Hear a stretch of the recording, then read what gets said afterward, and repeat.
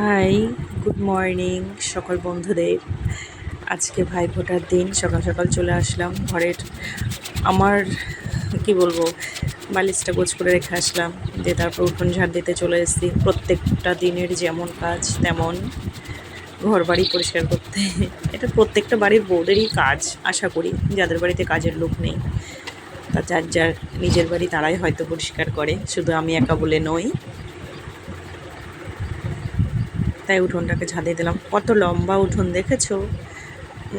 উঠোন ঝাড় দিয়ে ঘর মুছে প্রায় প্রায় আধা ঘন্টা 1 ঘন্টার কাছে লেগে যায় জানো। দিয়ে উঠোন বাড়ি ঝাড় দিয়ে এসে ঘরটা ঝাড় দিয়ে নিয়েছি। আগে উঠোনটাই ঝাড় দিই, কেন বলো তো? শ্বশুরমশাই বেরিয়ে যায়, যে যার মতন কাজে যায়, সবসময় তো ঘরটা ঝাড় দিয়ে পারি না, কারণ কেউ শুয়ে থাকে, কেউ উঠে পড়ি আমরা। আমি যখন উঠেছি প্রায় সকাল 5টা বাজে।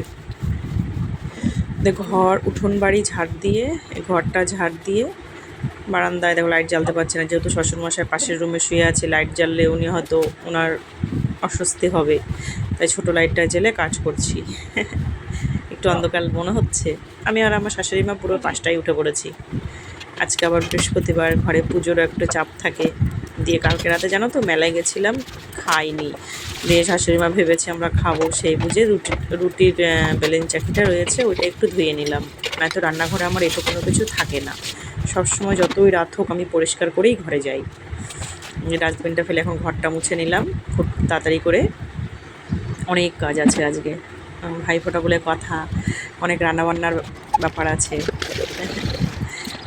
অল্প একটু একটা জামা কাপড় ছিল, ওগুলো সব ভিজিয়ে রেখে দিলাম। ভিজিয়ে রেখে আমি নিজে ফ্রেশ হয়ে এগুলো মেলে দিয়ে আসবো কেচে। ঘর মোছা লাঠিটা একটু ধুয়ে নিলাম, তাহলে পরের দিন ঘরটা মুছলে পরিষ্কার থাকে। এই যে আমার যে কাপড়গুলো কেচে মেলে দিতে চলে এসেছি, তার আগে আমি নিজে ফ্রেশ হয়ে গেছি।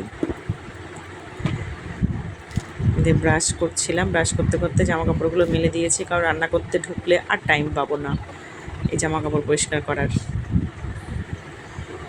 শাশুড়ি মেয়ে আবার আমার ননদের বাড়িতে নেমন্তন্ন আছে, ওইখানে গেছে, তাই আমি আজকে বাড়িতে একাই, সব একা হাতে সামলাতে হচ্ছে।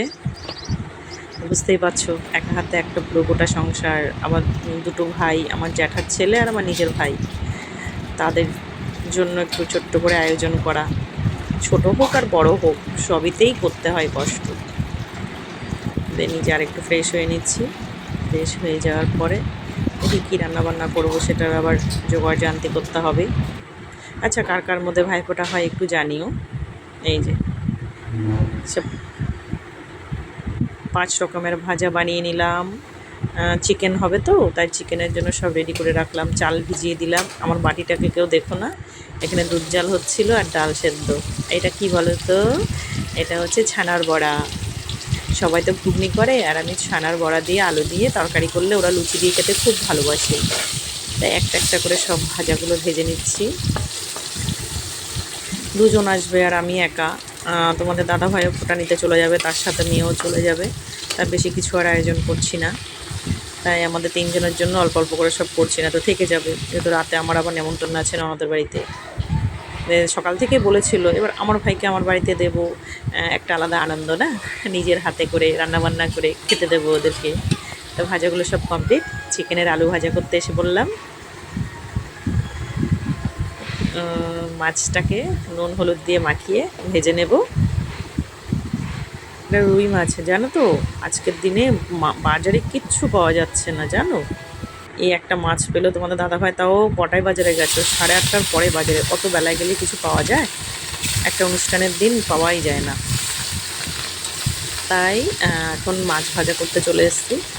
মাছটাকে পেঁয়াজ দিয়ে আর একটু মশলা দিয়ে কারি মতন করে নেব। আলু দিয়ে ঝোল করলে কেউ খাবে না, কেউ আলু পছন্দ করে না এখন। একমাত্র পেঁয়াজ দিয়ে কারিটা করলে তাও সবাই একটু যদি পছন্দ করে। কিছু মাছ ভাজা বসিয়ে দিয়েছি, আর কিছু মাছ রেখে দিয়েছি। এরই মধ্যে চিকেনটাকে একটু ম্যারিনেট করে রেখে দেবো। আমরা চিকেনই খাই গো, মাটন খাই না। আমার ভাইরা খায়, কিন্তু আমি রান্না খাই না, ধরি না, আমার কেমন লাগে গো। আমার খুব অস্বস্তি হয় চিকেন মাটন দেখলেই। চিকেন বসাবো, তার জন্য পেঁয়াজ টমেটো জিরা সম্বারে দিয়েছি। পেঁয়াজ টমেটো ভাজা করে নিচ্ছি, আর মশলা তো ওখানে ম্যারিনেশন করেই রেখে দিয়েছি। দিয়ে আস্তে আস্তে রান্না করতে থাকবো।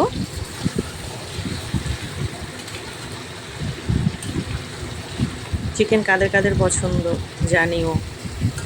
আমার তো খুব প্রিয় চিকেনটাই, কারণ আমি মাংসর মধ্যে চিকেনটাই ভালোবাসি, আদার্স কোনো কিছু খাই না। এদিকে মাছের মশলাটাও রেডি প্রায়, মাছেও ঝোল দিয়ে দিয়েছি, চিকেনও ঝোল দিয়ে দিয়েছি। এখন চিকেনটা একটু মাখামাখাই করব, মাছটাও মাখা করব, যেহেতু ডাল আছে তাহলে ঝোলের প্রয়োজন নেই।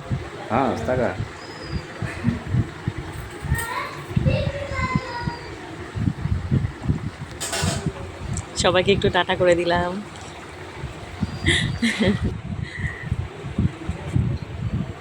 সবার শেষে এবার ভাতটা বসিয়ে দিলাম। আগে বসালে ভাতটা ঠান্ডা হয়ে থাকবে, তো তাই দিয়ে এখন রেডি হয়ে গরম গরম লুচি, আগে লুচিটা ভেজে রাখলে কেমন শক্ত হয়ে যাবে না কি, তার জন্য রেডি হয়ে লুচিটা ভাজতে চলে এসেছি। দিয়ে লুচিটা ভেজে খাবারটা রেডি করে তারপর ওদেরকে ফোঁটা দেবো। এখন যাচ্ছি কাঁঠাল পাতা আনতে, কারণ আমাদের মধ্যে প্রদীপ থেকে কাঁঠাল পাতার মধ্যে কাজল তুলে সেই কাজল দিয়েই ভাইফোঁটা দিতে হয়। জানো, আমাদেরকে ছোটোবেলা থেকে যেমন বাবা মা করে দিয়ে এসছে, তেমন সবার মধ্যে তো সব কিছুই সমান না, তাই আমাদের মধ্যে এই নিয়মটা আছে। দিয়ে ওদের জন্য টিফিনটাকে রেডি করছি। বেশি কিছু আয়োজন করিনি গো, যতটুকু আমার সামর্থ্যে কুলে, মানে কি বলবো, চেষ্টা করেছি ওদের জন্য ছোট করে একটু আয়োজন করার।